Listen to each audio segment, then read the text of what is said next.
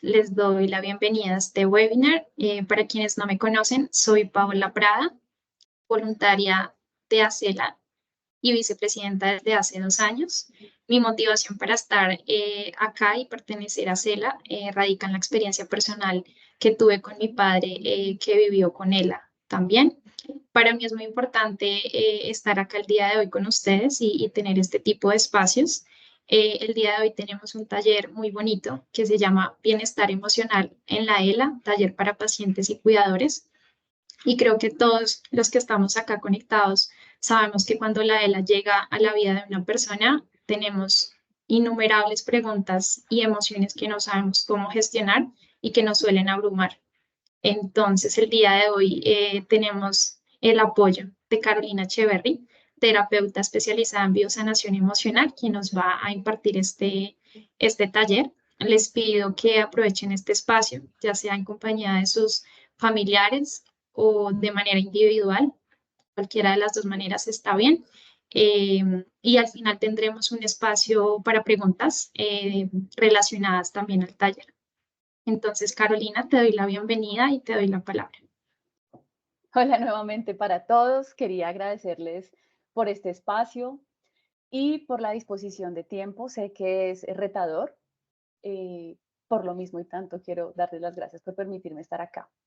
Hoy vamos a hablar de algo muy importante tanto para pacientes como para cuidadores y es ese reconocimiento emocional de todo lo que se desata cuando enfrentamos una enfermedad como estas. Entonces voy a dar inicio.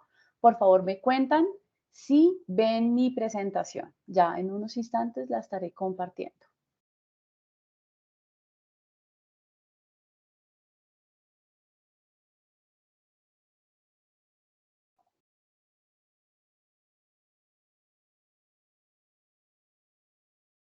Perfecto.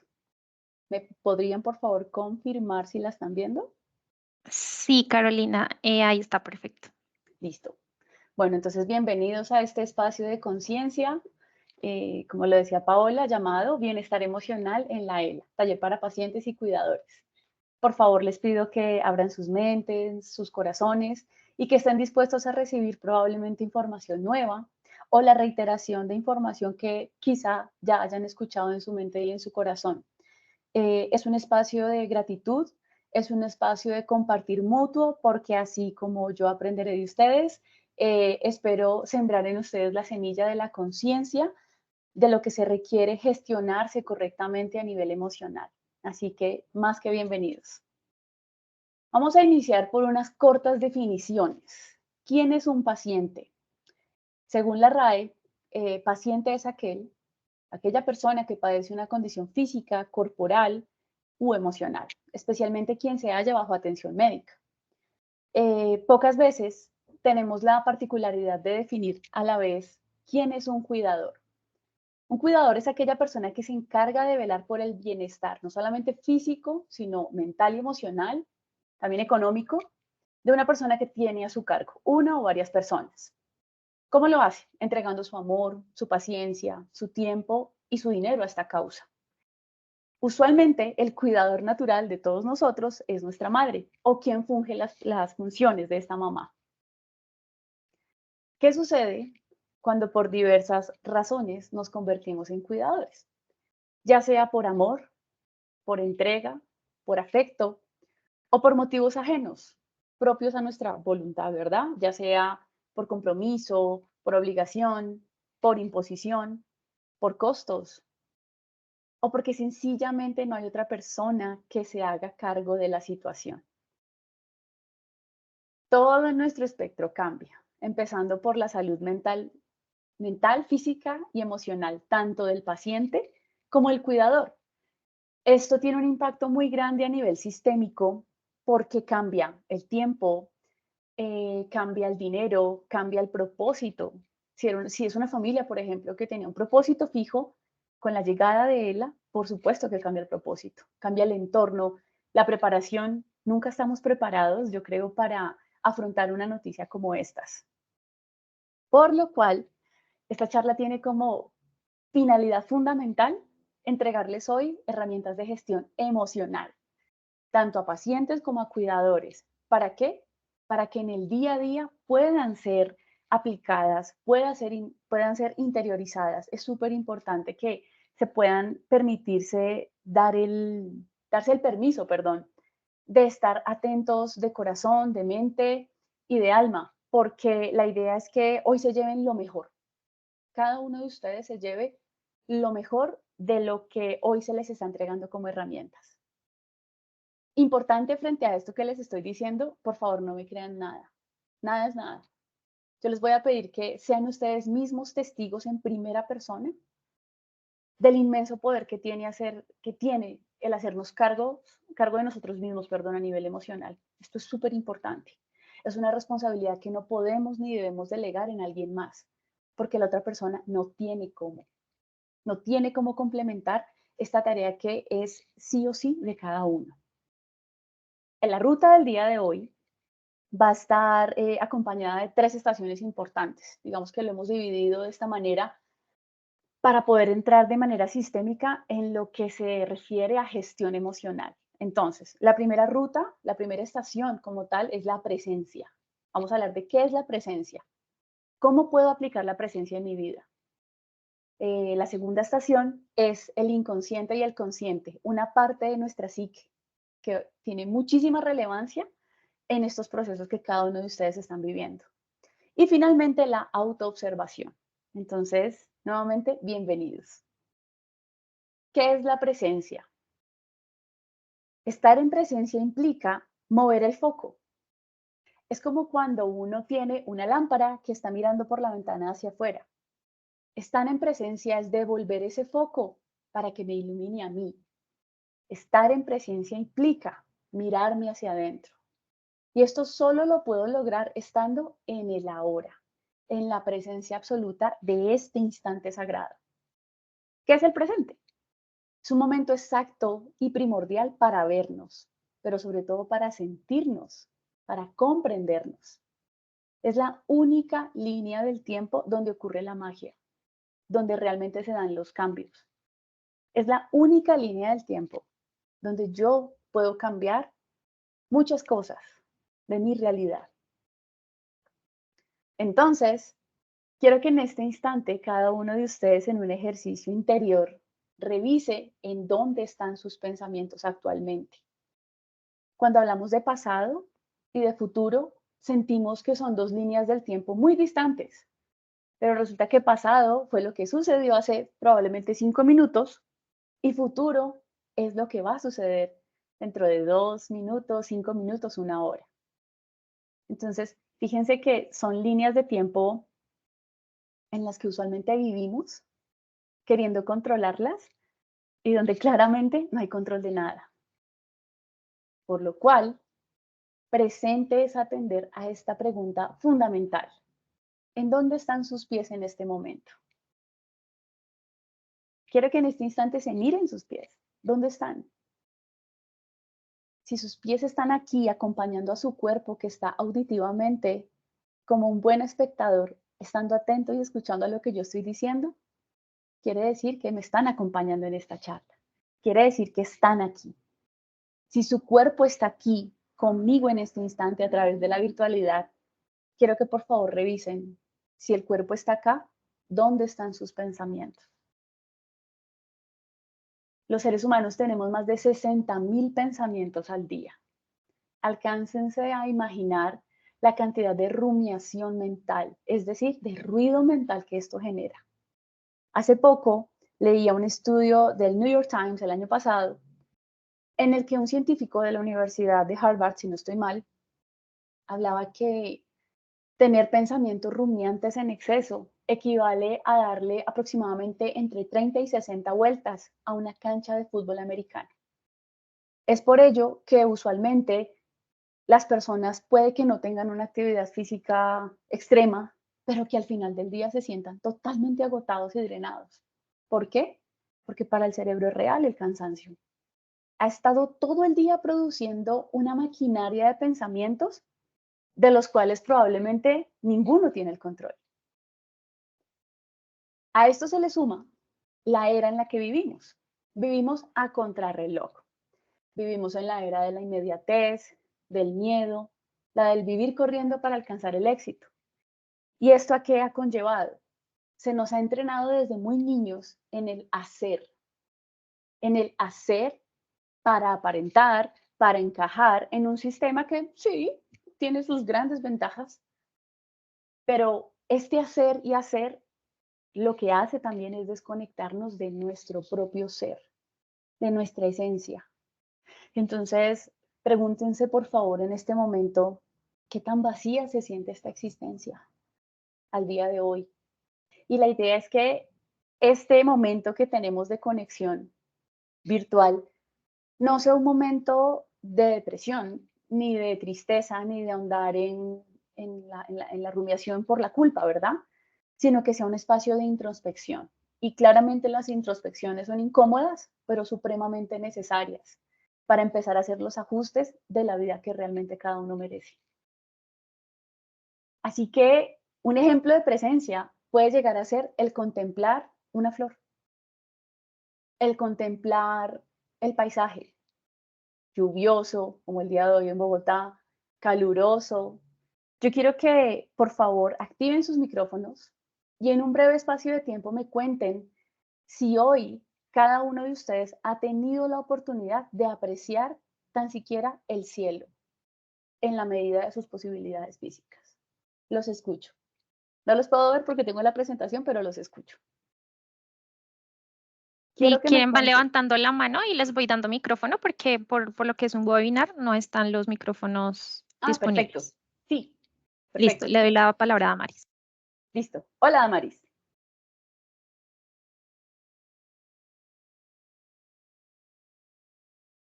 No te escucho. Damaris, ya puedes hablar. Tienes que activar tu micrófono. Buenas tardes. No, realmente en el correr del día y en el quehacer, en el multitareas, es muy poco el tiempo que uno realmente se da para observar el momento presente. Así es. ¿Alguien más?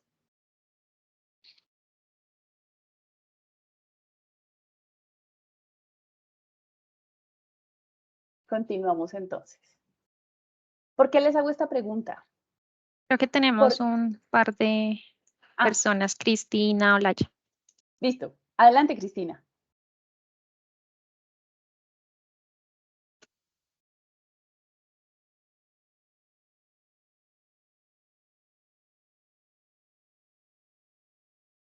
Nelcy, también tienes habilitado el micrófono.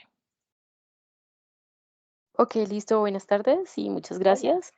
Yo opino que sí, hoy fue un día bastante lluvioso y de por sí para mí, obviamente el hecho de ver la lluvia, el día lluvioso, digamos que de cierta manera me infundió tristeza porque hoy cumpleaños mi tío, que es la persona quien eh, desarrolló la enfermedad y obviamente digamos que sí, hoy sí ha sido un momento para contemplar eso y sentí eso, el hecho de ver el día lluvioso y me dio tristeza.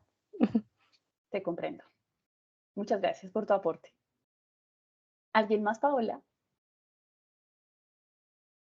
Creo que no, sigamos. Listo. Continuamos entonces. ¿Qué implica la sencilla contemplación de un cielo, por ejemplo? Desata en nosotros emociones como tristeza, como nos lo comentaban, pero también nos ubica en la única línea del tiempo en la que uno debe estar, el presente. Hay una práctica tibetana maravillosa y es la de sentarse a contemplar una flor. La práctica inicia con 1 o 2 minutos, pero ya obviamente los maestros más avanzados duran hasta 2 horas. ¿Por qué? Cuando yo me doy el permiso de contemplar algo de mi paisaje, algo que ni siquiera implica un costo monetario, yo le enseño a mi cuerpo a estar en felicidad, a estar en tristeza, a estar. Es decir, no me estoy evadiendo de mis emociones y eso es supremamente importante. Cuando yo dejo de evadirme emocionalmente, encuentro herramientas para gestionar ese taco que hay en el pecho, esa incomodidad, esas ganas de llorar. Fíjense que a veces estamos tribulados y nos preguntan qué nos pasa. La muletilla del ego siempre será, no sé. Cada vez que a ustedes les pregunten qué les sucede a nivel emocional y ustedes no sepan qué contestar, créanme que es el ego. que no se quiere revisar. En cambio, si uno se da la oportunidad de respirar, de eso vamos a hablar más adelante, y de empezar a sentir realmente qué es lo que me está doliendo en el alma, eso es un momento de presencia. Eso es un momento del saber estar. Hay una frase que es muy reiterativa en las conferencias que yo dicto y es la siguiente. Claro, como ella no vive lo que yo estoy viviendo, yo que voy a estar mirando el cielo o una flor. No tiene sentido. Y es aquí donde espero que presten especial atención. Es aquí donde deseo que reconozcan que aún en el dolor se puede estar en el presente. Y más que se puede, se debe estar en el presente.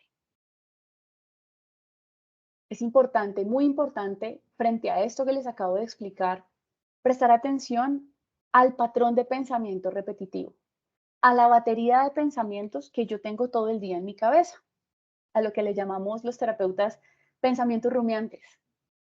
¿Por qué?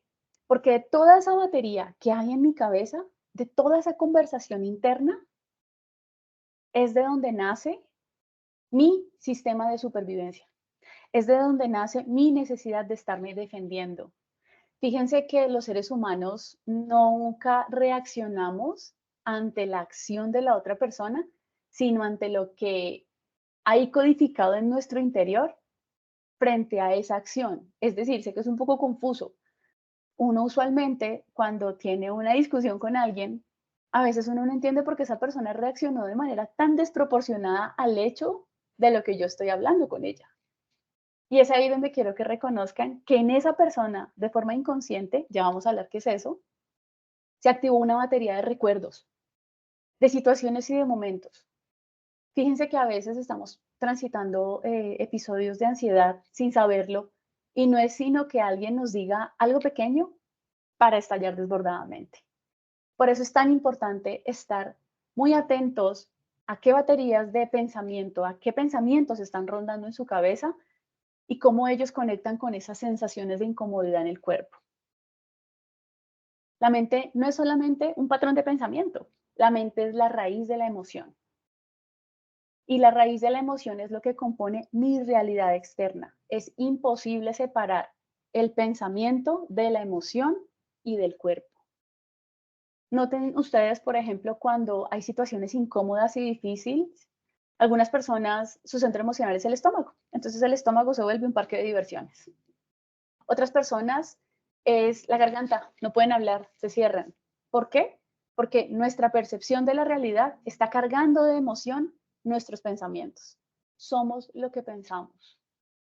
Y si somos lo que pensamos, quiero que por favor en este momento revisen, esto más allá de un webinar, es un ejercicio de autoconciencia y siéntanse en la libertad, por favor, de tomar fotografías, de tomar apuntes, porque estas preguntas, la idea es que son preguntas poderosas, así les llamo, porque en momentos de incomodidad y de disturbio mental son preguntas que me pueden llevar a realmente saber qué está sucediendo en mí. Si somos lo que pensamos, ¿cómo nos estamos tratando en nuestra cabeza? ¿Cuál es nuestra propia autopercepción? ¿Y cómo nos estamos amando? Porque fíjense que hemos sido educados en una cultura donde se nos ha enseñado a buscar el amor afuera, que me amen, que me comprendan, que me vean, cuando la ecuación es totalmente a la inversa. Si yo no tengo la capacidad de amarme a mí misma, ¿cómo puedo esperar que alguien lo haga? Es imposible, es una carga demasiado pesada para el otro. Es un ejercicio de conciencia. Gran parte de los problemas en familia y en pareja radican en esto.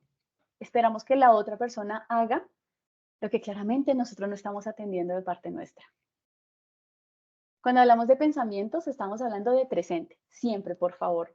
Que en su cabeza hayan 1000 ideas, muchos dolores de lo que no pude hacer ayer o cambiar en mi pasado y de la ansiedad tan profunda que me produce el futuro incierto, sobre todo en esta condición tan compleja, quiero que vuelvan al presente. Porque ahora mismo esa batería de indicadores, de pensamientos, todo esto que detona en su cuerpo, debe estar en el presente. La segunda estación de esta amena charla tiene que ver con el consciente y el inconsciente. Si no han escuchado al respecto, yo me voy a dar a la tarea de explicárselos de una manera muy sencilla. La mente, según el psiquiatra Sigmund Freud, padre del psicoanálisis, se divide en dos niveles. Quiero que en sus mentes, por favor, poderosas, se imaginen un iceberg, donde el consciente viene a ser esa parte pequeñita que emerge del agua hacia la superficie, ¿verdad? El consciente. Y el inconsciente es toda esa parte que está bajo el agua, que usualmente es mucho más grande y poderosa que la punta que se asoma por la superficie del agua. Esta es la teoría del iceberg de Freud. ¿En qué consiste? ¿Y por qué les estoy hablando de esto? Se preguntarán. Resulta que el ser humano se compone en un 100% de lo siguiente. Un 2% que es el consciente, que es esto que estamos haciendo. La interacción, las percepciones, los pensamientos, los recuerdos. El consciente es esa parte de nuestro cerebro que nos permite pensar y hablar de forma racional. Es también la parte relacionada con la adquisición de conocimientos y desarrollo de la inteligencia. Pero del 100% esta solamente es el 2%. ¿Ok? Ahora, ¿qué es el inconsciente? El maravilloso inconsciente. Yo quiero que hagan de cuenta que el inconsciente se activa como una grabadora de esas antiguas en el momento en que cada uno de ustedes fue concebido en el vientre de su madre. Y se apaga esta grabadora en el momento que esa persona trasciende de este plano, cuando fallece. Es decir, es una grabadora que graba 7 por 24 por 365 días. ¿Cuáles son las características y los ítems más importantes cuando hablamos de inconsciente? En el inconsciente se graban las creencias, los miedos, los traumas, todos los recuerdos, todas las emociones que nuestra madre experimentó en el vientre, cuando nos tenía en su vientre. Calculen ustedes esto. Toda esa bioquímica queda grabada en nuestro inconsciente. Los deseos reprimidos del ser humano. Aquí, en este inconsciente es donde realmente se configura la personalidad, ¿sí? La personalidad que usualmente disfrazamos en nuestra etapa consciente con máscaras. ¿Por qué? Muchas veces por la necesidad de encajar, de ser vistos y etcétera. En el inconsciente también están todas aquellas percepciones de la realidad que han quedado codificadas a través de los recuerdos y de las emociones más profundas. Este es el que se activa cuando estamos en una discusión y de pronto sentimos que la otra persona tiene una respuesta totalmente desbordada frente a lo que yo le estoy diciendo. Es de esto que estamos hablando. Probablemente tocamos una fibra sensible que desbloqueó una batería de recuerdos en el inconsciente de las personas. Como les explicaba, fíjense de lo que está compuesto el consciente y el inconsciente. Unos dicen que el consciente, perdón, va dentro del 2 y el 5%. Yo soy de la fiel teoría que es solamente el 2% del 100% del ser humano. Y el inconsciente, que es el más robusto, tiene unas características y unos libros muy importantes. El inconsciente es este 98%. ¿Cuáles son las características del inconsciente?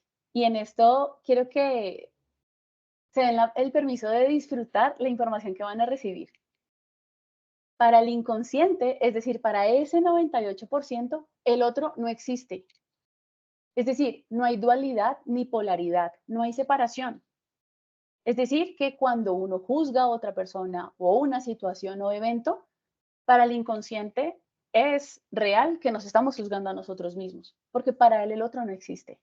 Quiero que se imaginen que el inconsciente es como un niño de 2 años, inocente que todo se lo cree, ¿sí? Asume que en realidad a quien estamos juzgando, pues es a nosotros mismos. Otra característica poderosa del inconsciente es esto que les explicaba, es inocente, no juzga, es unidad, no entiende la separación. Es como un niño que cree y asimila lo que cada adulto le dice. Va en busca de situaciones que reafirmen lo aprendido. Y esto es muy importante. Si somos lo que pensamos, yo quiero que hagan de cuenta que el inconsciente toma atenta nota de qué están pensando. ¿Para qué? Para hacer realidad todos esos temores o todas esas herramientas poderosas cuando queremos algo. Les voy a poner un ejemplo. Si yo me quiero comprar un carro rojo, lo anhelo, lo sueño, me deslumbra ese color de carro, adivinen qué va a empezar a suceder. Puede que la realidad afuera no cambie, pero usualmente uno empieza a ver muchos más carros en la calle de ese color y ojalá del mismo modelo. ¿Por qué? Porque donde puse mi pensamiento, estoy poniendo mi atención. Y eso aplica para todo en la vida. Por favor, ténganlo presente. Donde ponemos nuestro pensamiento y nuestra emoción, es como una flecha que apuntala a un objetivo y a una meta. De aquí viene el concepto de programación. ¿Cómo me estoy programando yo en mi día a día? ¿Qué es eso que me estoy diciendo? ¿Cómo me estoy tratando? Porque usualmente si nosotros recibimos un trato agresivo con nosotros mismos, no vamos a encontrar nada diferente afuera. Otra característica poderosa del inconsciente es que es atemporal, es decir, para él la única línea del tiempo es la presente. Es por esta razón que cada vez que evocamos un recuerdo que nos produce dolor, para nuestro cuerpo es tan real ese dolor como si fuese la primera vez que lo estuviéramos experimentando. ¿Por qué? Porque para el inconsciente no hay pasado ni futuro, solamente presente. Para el inconsciente, lo real y lo imaginario son iguales. Quiero que en este instante se den el permiso, por favor, de cerrar sus ojos y de visualizarme a mí ofreciéndoles una bandeja llena de limones jugosos, ácidos, partidos por la mitad. Pero son muchos limones. Por favor, alguien que me cuente qué siente al imaginar que yo le estoy entregando estos limones. ¿Me puedes ayudar, Paola, a contarme si hay voluntarios? Quienes quieran participar, por favor, levantar la mano y les habilito el micrófono. Mientras se animan, imagínense que estoy exprimiendo cada limón y haciendo una limonada sin agua. Es pura. Son los limones más ácidos y más verdes que da la tierra aquí en Colombia. Y están súper ácidos. ¿Qué pasa en este instante en su boca, por ejemplo? Ginette nos quiere compartir su Hola, respuesta. Ginette. ¿Qué pasa en ti?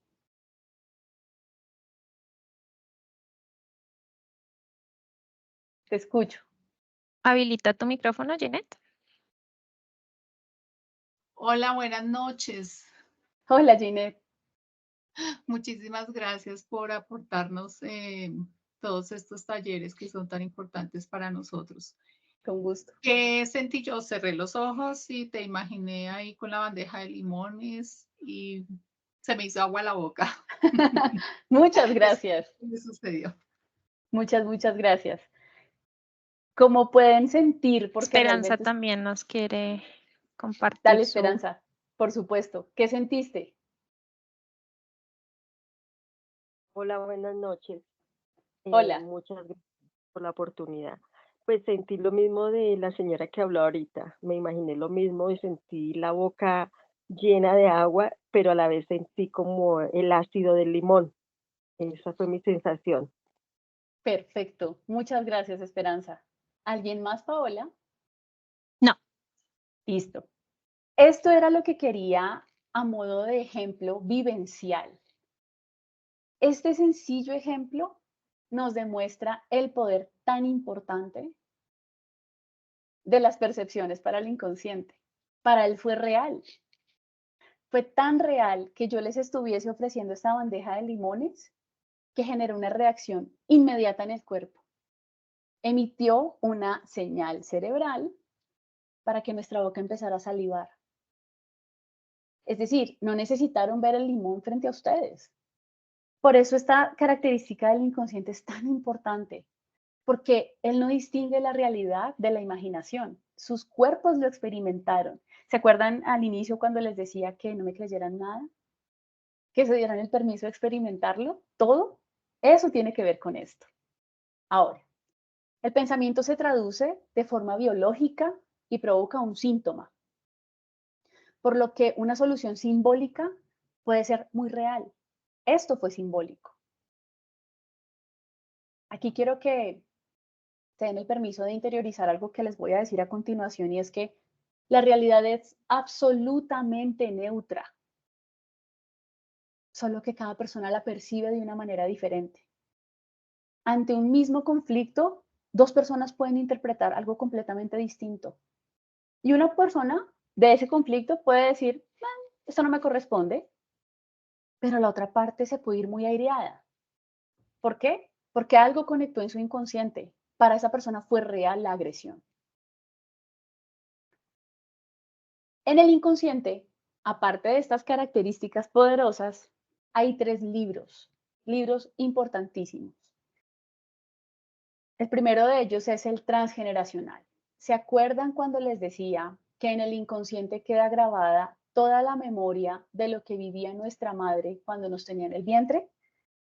Pues resulta que en esta misma relación allí dentro del vientre materno también se transmiten todas aquellas creencias, todas aquellas percepciones de la realidad de cada familia, de cada clan.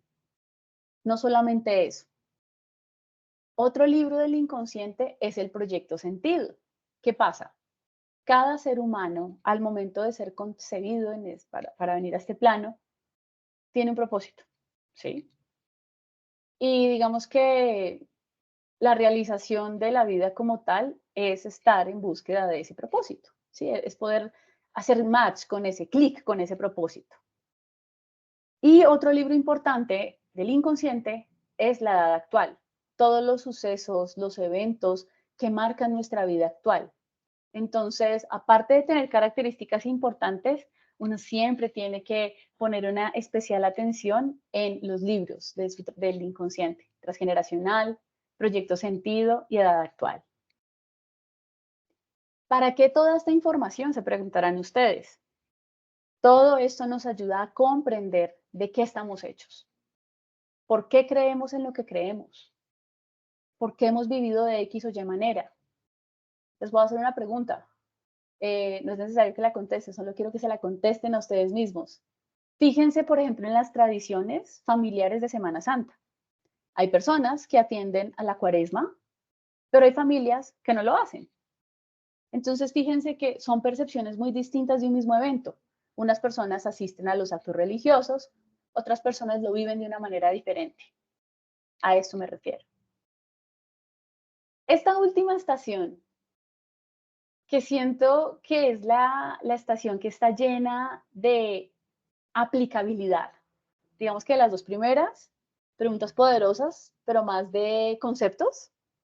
En esta, espero que realmente puedan tomar fotografías, puedan tomar apuntes, alisten sus preguntas, porque aquí vienen realmente las preguntas poderosas de autoobservación. Quiero que revisen, por favor, si cada uno de ustedes en este momento trataría a sus seres amados como la voz que habita en su cabeza, como los trata a ustedes esa voz. Fíjense que es una pregunta que usualmente nunca la hacemos a nosotros mismos, pero además es tremendamente incómoda, porque en la mayoría de los casos no es que tengamos una relación muy amena con nosotros mismos. Muchas veces no hay peor juez para nosotros que el que habita en nuestra cabeza. Cuando somos cuidadores y pacientes, nuestra vida gira en torno a una enfermedad u condición que llegó a nuestras vidas a transformarla. Como un intruso que no avisa, que no llama, simplemente llega. Y digamos que nos coge a veces hasta sin preparación. Por lo tanto, es muy importante, queridos pacientes, queridos cuidadores, que revisen a partir de hoy en un ejercicio de amor propio y de conciencia cuál es la calidad de sus pensamientos, cuál es su diálogo interno, cuáles son sus juicios. Cuidar es estar en presencia plena. Y yo no puedo cuidar a otra persona cuando yo no cuido algo tan importante como lo que yo pienso, sobre todo de uno mismo. Estar en presencia plena, acompañando, amando, soltando la expectativa por el resultado de lo que yo hago por amor por esa persona. Y si yo espero entregar mi amor, mi atención plena a esa persona, por la primera persona que yo debo iniciar es por mí. Porque les recuerdo, no podemos dar algo que no nos estamos dando, así sea en cantidades inicialmente pequeñas, no importa. Pero estos ejercicios son tan importantes. Yo no puedo dar algo que no me doy a mí. Por ello, trabajo en mí y sobre todo en el dolor que me genera esta situación tan inesperada, tan larga, tan compleja, donde encuentro tantos obstáculos, ya sea por el sistema de salud, por las condiciones a veces hasta de la misma ciudad para desplazar a mi paciente amado. Entonces, digamos que son muchos frentes que atender, pero usualmente desatendemos lo más importante, que es cómo nos estamos sintiendo frente a esta situación. Vamos a hablar también de herramientas de autogestión. Y antes de entrar en ellas, no quiero que se abrumen.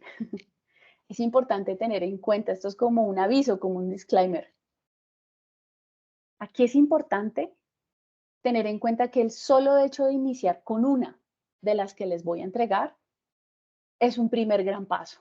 No hay pasos pequeños en la autoobservación, en la autogestión.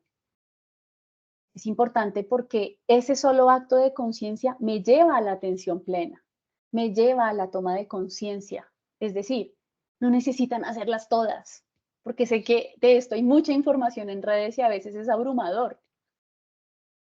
Pero empiecen por algo. Empiecen por favor por algo que los conecte con ustedes mismos en sus momentos de introspección, ya sea en la mañana, antes de ir a dormir. Dentro de estas herramientas de autogestión, vamos a hablar de introspecciones reveladoras. La primera de ellas, ¿cómo me estoy tratando? ¿Cómo me hablo? ¿Qué pasa cuando cometo un error? ¿Qué es lo primero que digo? ¿Me insulto? ¿Qué hago conmigo y para mí? ¿Qué hago conmigo cuando no me hallo ni siquiera conmigo mismo? ¿Me evado? ¿Me maltrato? ¿Qué actos de amor tengo por mí en el día? Frente a esto que me está sucediendo, que claramente no puedo controlar, ¿qué estoy sintiendo? ¿Qué puedo hacer por mí para transitarlo, transformarlo y sobre todo trascenderlo? Fíjense que la raíz de todas estas introspecciones es cada uno de ustedes, desde la posición en la que se encuentren, paciente y cuidador. Algunas opciones a la mano. Recuerden, no todas al tiempo, no se me vayan a abrumar. La primera, sentirlo y dejar de evadirlo. Es decir, uno sabe cuando está incómodo con algo y usualmente esa incomodidad hace que nos desquitemos con la persona que menos tiene que ver. Usualmente la respuesta es totalmente desproporcionada con la persona que no tiene nada que ver en esto. Pero es tanta la incomodidad interior que claramente siempre será más fácil descargarla en otro, ¿verdad? Entonces, por favor, dense el permiso de sentir la incomodidad, el llanto represado. No está mal llorar. Llorar libera, llorar transmuta emociones. Háblenlo.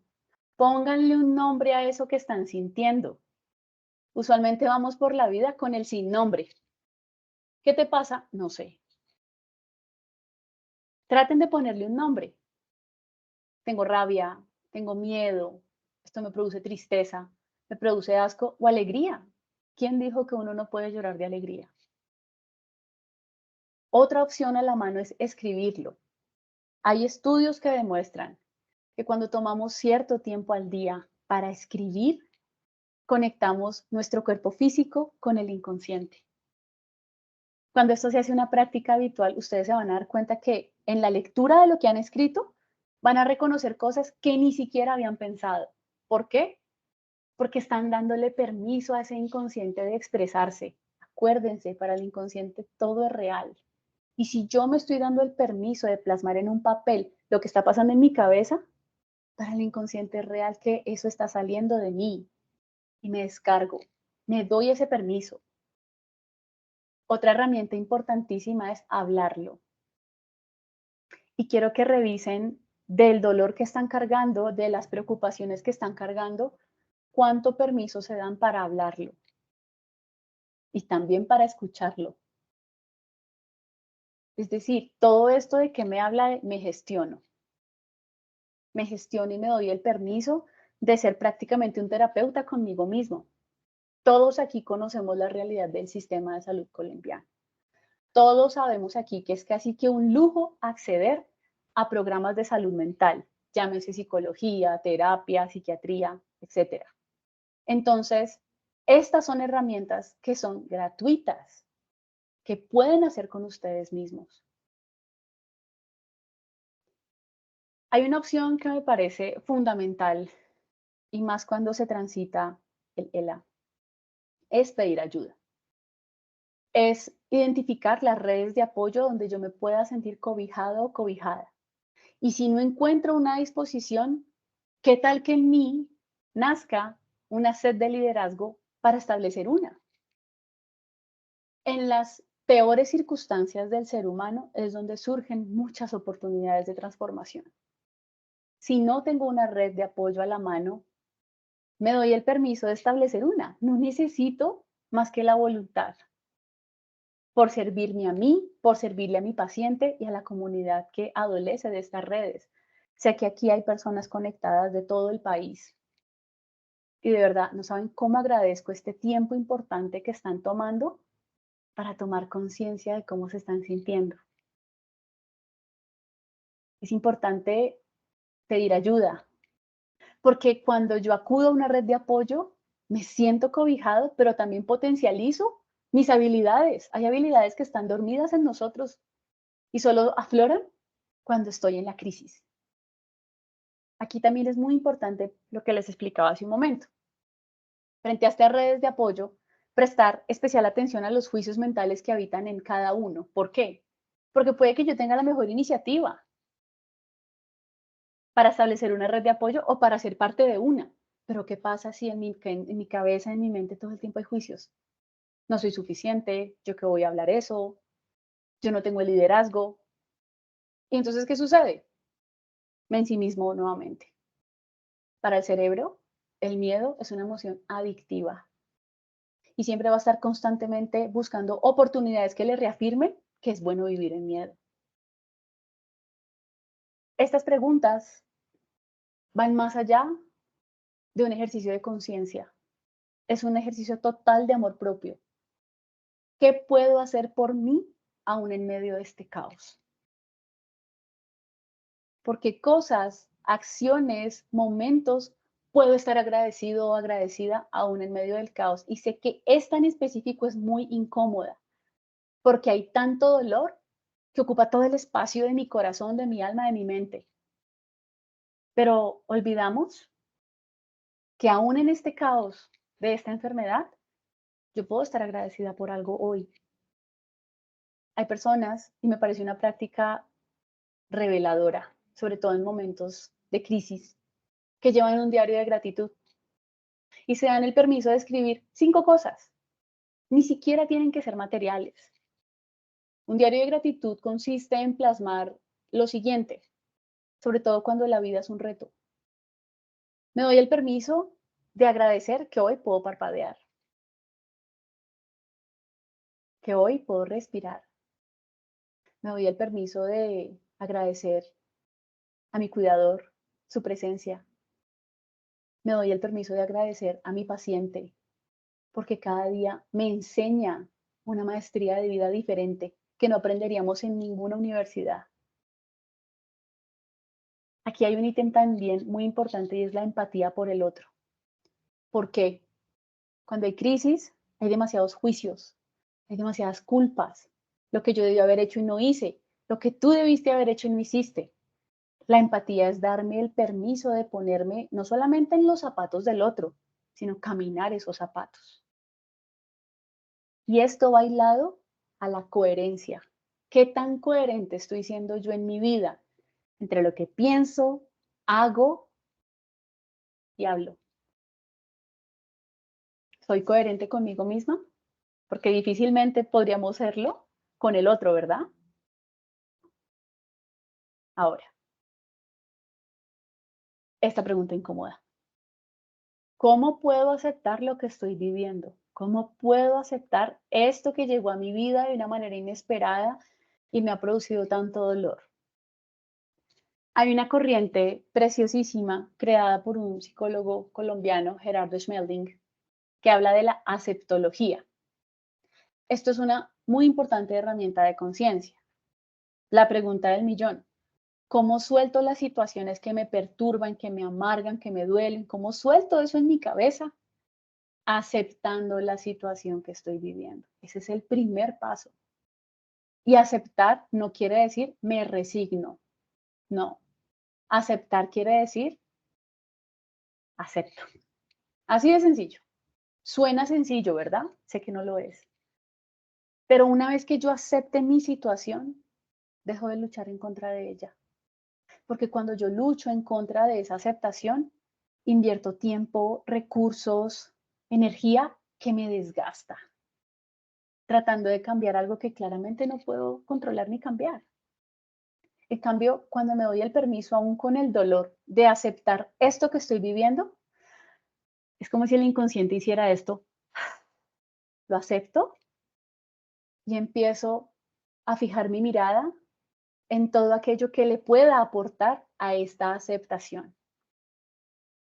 Por lo cual, ante cada situación que nos perturbe, contesto escribiendo, ya saben, a puño y letra, lo que les explicaba del inconsciente. Escribo en mi cuaderno terapéutico, en la libreta, lo que tengan a la mano.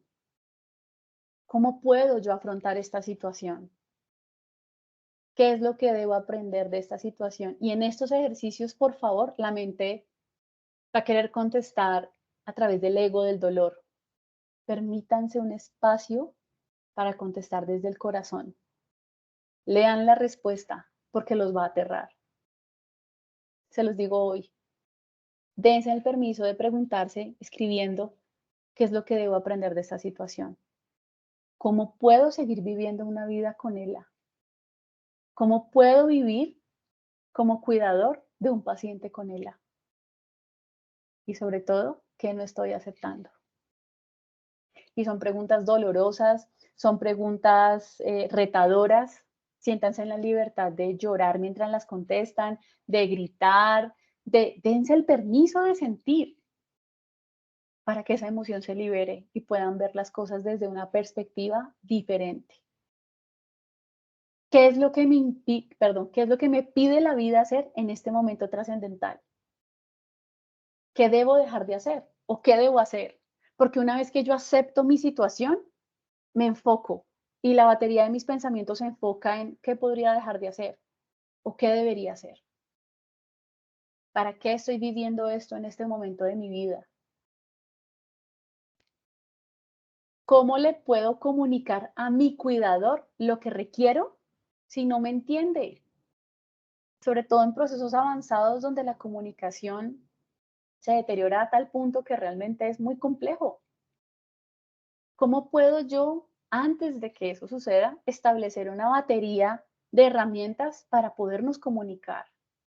Fíjense que en la relación paciente-cuidador y viceversa, usualmente hay mucha rabia escondida, por más amor que haya. Y esa rabia no tiene que ver de el uno hacia el otro. Es rabia por no poder controlar la situación, por no poder cambiarla. ¿Y eso qué hace? Que se deteriore mucho la relación, muchísimo. ¿Cómo le puedo comunicar a mi paciente que es mi deseo ayudarlo, estar para él, pero no sé cómo hacerlo? ¿Recuerdan la frase de empatía? Yo estoy casi segura que todos ustedes son maestros en eso, porque ustedes que están allí en el día a día saben qué se siente no saber qué va a pasar. ¿Cómo actuaría el amor en mi lugar? Esto es una pregunta que va directamente al alma. ¿Cómo actuaría el amor? ¿Qué haría? ante este dolor, ante esta frustración. Ahora, ¿cómo aceptar la ELA en mi vida? Ojo, no estoy diciendo cómo resignarme a vivir con ELA, no. ¿Cómo aceptar la ELA en mi vida? Afrontar el día a día es todo un reto y ustedes lo saben. Pero para que este reto sea más llevadero, sí o sí es importantísimo reconocer y validar las emociones, tanto del paciente como del cuidador. Es decir, permítanse sentir tristeza, frustración, enojo y también momentos de alegría. Muchas veces no lloramos delante de nuestro cuidador porque pensamos que eso le va a generar gran dolor. Y muchas veces no lloramos delante del paciente por lo mismo. ¿Y qué pasa? Hacemos de cuenta que todo está fluyendo cuando estamos realmente llenos de dolor, de frustración. Es como un taco emocional que vamos alimentando. Eso es como cuando uno barre y va metiendo la basura debajo de la alfombra. Al principio no se nota, pero ya después se llega a un punto en que todo se vuelve un caos. Ahora, quiero que aprendan a valorar los pequeños momentos que antes no se permitían en familia por los compromisos del día a día. Apréndanse a valorar, es decir, no solamente estén allí, sino mírense, obsérvense, reconózcanse en el otro. Están allí. Permítanse tener tiempos claramente de autoobservación, pero de también observación mutua. Reconozcan cuáles son esas cosas que dejaron de hacer con el tiempo y pueden hacerlas en este momento. No necesariamente implican esfuerzos a nivel económico. Reconéctense. Para seguir viviendo, es esencial reconocer y aceptar estas emociones, buscando actividades y conexiones que aporten significado y bienestar. Quiero que hoy se vayan a dormir con estas frases, no solo con estas preguntas poderosas, sino con significado y bienestar. ¿Qué me quiero llevar yo de esta charla? Bienestar. ¿Qué significa para mí todo esto que ella me está enseñando o que me está recordando? Porque sé que muchos de ustedes ya lo han escuchado. Dentro de esta batería de la aceptación, aceptar el diagnóstico implica reconocer que sí, efectivamente la vida va a cambiar. Comprender que aún con este diagnóstico existen oportunidades de adaptación para permitirse disfrutar la vida, la familia y los gustos personales desde otro enfoque. Cuando yo me doy el permiso de aceptar la ELA que estoy transitando, puedo reconocer que puedo ver la vida desde otro enfoque. Un enfoque bien distinto, por supuesto, pero ese enfoque al fin y al cabo.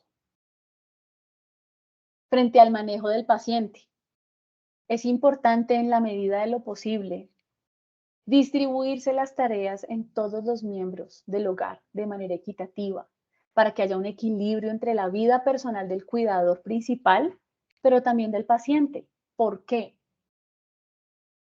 Porque en esta acción de entrega total, el cuidador termina descuidado. Descuida su vida familiar, personal, su salud.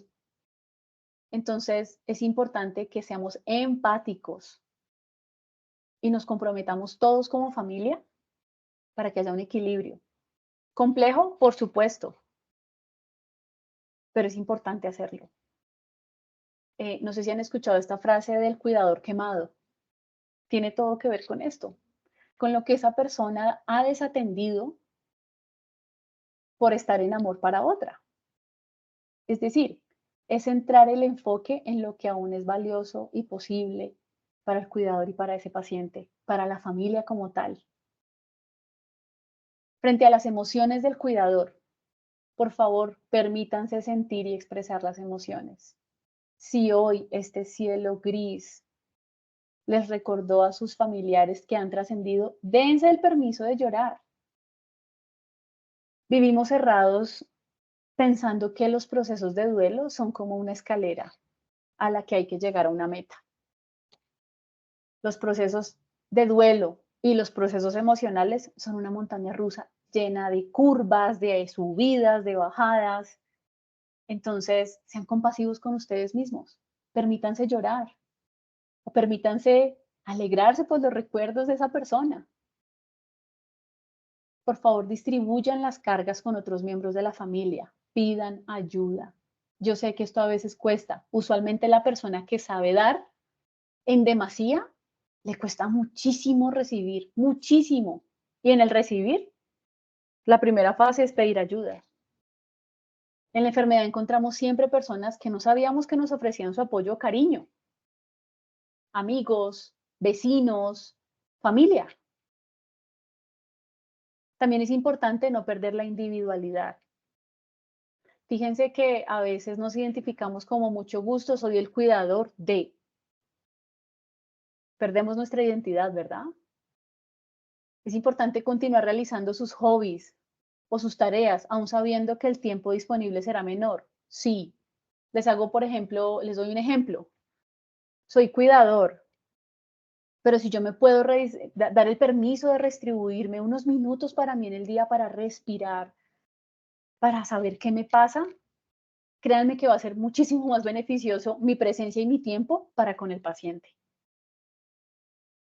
Frente al tratamiento, seguir las indicaciones del médico de cabecera y las recomendaciones que Acela siempre tiene a bien para ustedes, a través de sus redes, a través de estos espacios de conexión y a través de toda la batería de información que le entregan los cuidadores a cada uno de ustedes. Eviten, por favor, caer en información errada o falsa. ¿Para qué sirven los grupos de apoyo? Precisamente para apalancar esto. Esas banderas rojas frente a algo que nos puedan estar ofreciendo, que nos puedan estar indicando. ¿Para qué pedimos ayuda en estos grupos de apoyo? Para estar atentos como una familia. También estar atento a las recomendaciones, a los talleres y a las herramientas que les permitan vivir en armonía. Es decir, es darse el permiso de vivir la vida aún con ella. Y finalmente, quiero recordarles esta frase que me encanta porque además transforma y es que nadie está obligado a lo imposible. Por favor, no vayan en búsqueda de un sobreesfuerzo de algo que no es posible para ustedes. No se hagan ese daño. Permítanse ser humanos.